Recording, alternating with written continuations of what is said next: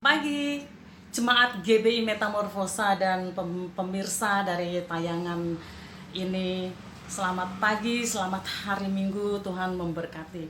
Kita akan mendengarkan kebenaran firman Tuhan dan renungan khotbah kita hari ini adalah mujizat dalam bait Allah. Mujizat dalam bait Allah.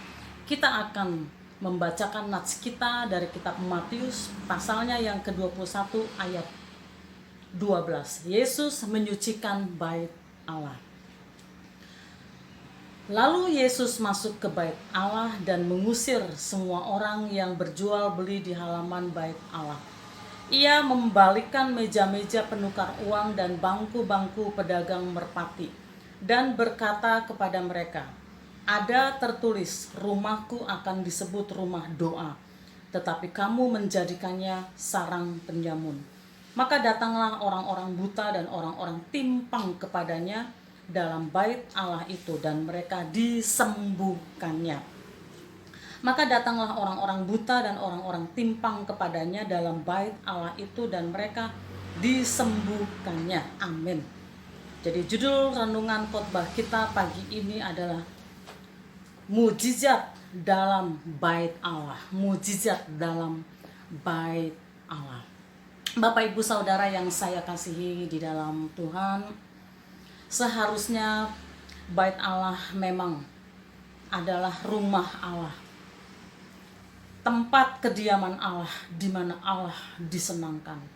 Bait Allah adalah rumah doa. Tetapi saat itu, bait Allah dijadikan tempat mencari keuntungan.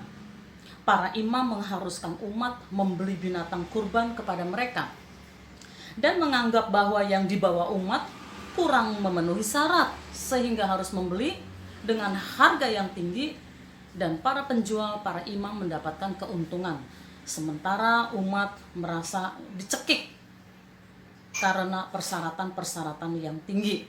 Persyaratan tersebut menyusahkan orang banyak, padahal mereka datang ke bait Allah, ingin datang menyembah Allah, ingin datang memberikan korban kepada Allah. Tetapi para imam membuat mereka mengalami kesulitan. Praktek di dalam bait Allah itu membuat Yesus marah. Dan apa yang dilakukan oleh Yesus? Apakah dia datang dengan merangkul dan nasihat yang lemah lembut? Tidak. Tetapi dia membalikkan meja-meja penukar uang dan mengusir para pedagang. Yesus tegas. Yesus membalikkan meja-meja penukar uang dan mengusir para pedagang tersebut. Itulah yang dilakukan oleh Tuhan Yesus. Mengapa? Mengapa Yesus begitu keras? Karena bisnis tersebut yang dilakukan oleh mereka, oleh para imam. Sementara para imam adalah mereka yang tahu firman Allah. Mereka tahu firman Allah, tetapi mereka melakukan hal yang jahat. Itulah sebab Yesus sangat tegas dan marah kepada mereka.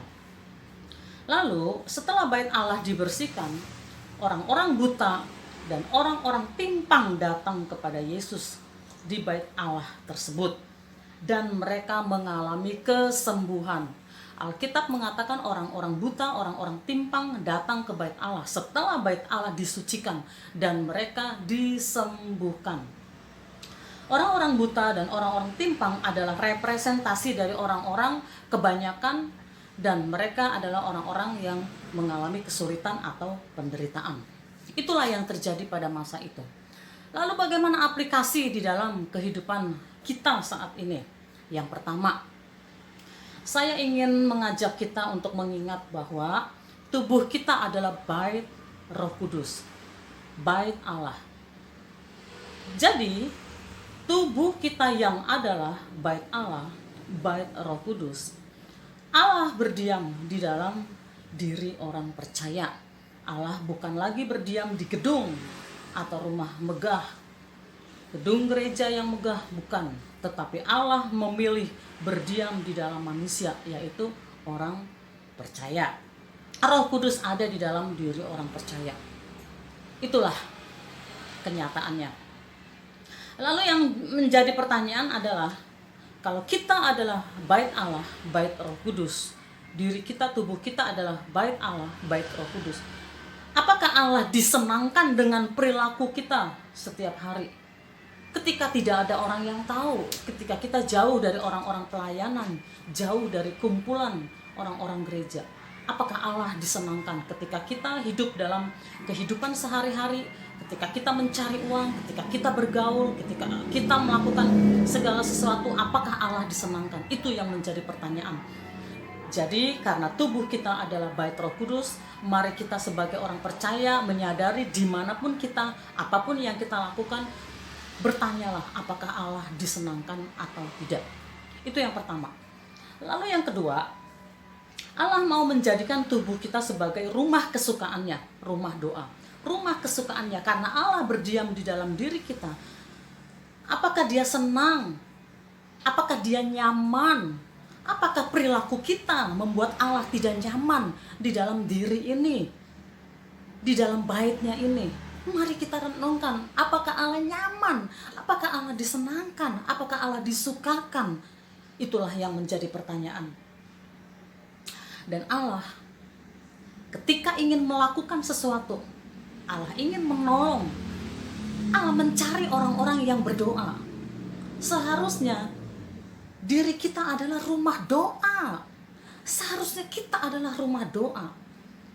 Ketika ada seseorang yang membutuhkan pertolongan, ada seseorang yang harus dibawa kepada Tuhan, ada seseorang yang menderita, bahkan juga untuk situasi saat ini di mana negara kita menderita, bangsa kita menderita, kota kita menderita, Allah ingin menjawab, Allah ingin memberikan mujizat, Allah ingin menolong orang-orang yang mengalami kesulitan saat ini, Allah ingin menolong pemerintah kita, Allah ingin menolong kota dan bangsa kita, tetapi Dia mencari orang-orang yang berdoa. Mungkin saudara menjawab, saya berdoa, gereja semua berdoa. Mungkin itu yang kita jawab. Pertanyaannya, ketika kita berdoa, apakah kita ini menyenangkan hati Allah atau tidak? Apakah kehidupan kita, perilaku kita sehari-hari, apakah diri kita yang adalah bait Roh Kudus ini hidup di dalam menyenangkan hati Allah atau tidak? Jangan sampai terjadi kita berdoa, tangan kanan kita naik ke surga, kita berdoa, tetapi tangan kiri kita melakukan hal-hal yang buruk di hadapan Allah. Ini waktunya gereja harus menyucikan, gereja harus dibersihkan, anak-anak Tuhan harus hidup di dalam kesucian. Ini waktunya. Bapak Ibu Saudara yang saya kasihi di dalam Tuhan, sekali lagi Allah ingin melakukan sesuatu untuk manusia, untuk saudara, untuk dunia, untuk kota ini. Tetapi Allah mencari orang-orang yang berdoa.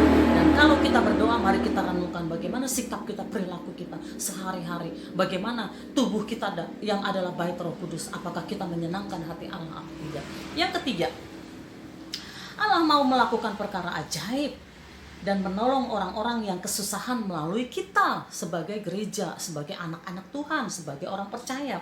Allah mau melakukan perkara ajaib. Allah mau menolong. Mungkin saudara berpikir, bagaimana saya mau menolong orang lain, saya sendiri susah, seharusnya saya yang ditolong. Bapak Ibu Saudara, bagi Allah menolong kita sangat mudah. Bagi Allah menolong seseorang sangat mudah, menolong saudara sangat mudah. Tetapi Allah ingin kita menjadi kepanjangan tangannya. Allah ingin kita menjadi kepanjangan tangannya. Oleh karena itu, mari kita mulai menyucikan diri kita. Jika seseorang menyucikan dirinya dari hal-hal yang jahat, Alkitab mengatakan, jika seseorang menyucikan dirinya dari hal-hal yang jahat, maka dia akan dipakai untuk perabot yang mulia di dalam rumah tangga Allah. Itulah yang dikatakan di dalam 2 Timotius. Bapak Ibu Saudara, Allah ingin melakukan mujizat di dalam saudara. Allah ingin melakukan mujizat di dalam gerejanya yang akan berdampak keluar, yang akan menolong orang banyak, yang akan mengubahkan negeri ini. Pertanyaannya, apakah kehidupan kita adalah kehidupan yang menyenangkan hati Allah? Apakah kita menyucikan diri kita dari hal-hal yang jahat? Apakah kita sebagai bait Roh Kudus ini kita sungguh-sungguh hidup di dalam Tuhan, mencari kehendak Tuhan? Itulah yang menjadi pertanyaan. Maukah saudara disucikan? Maukah gereja disucikan?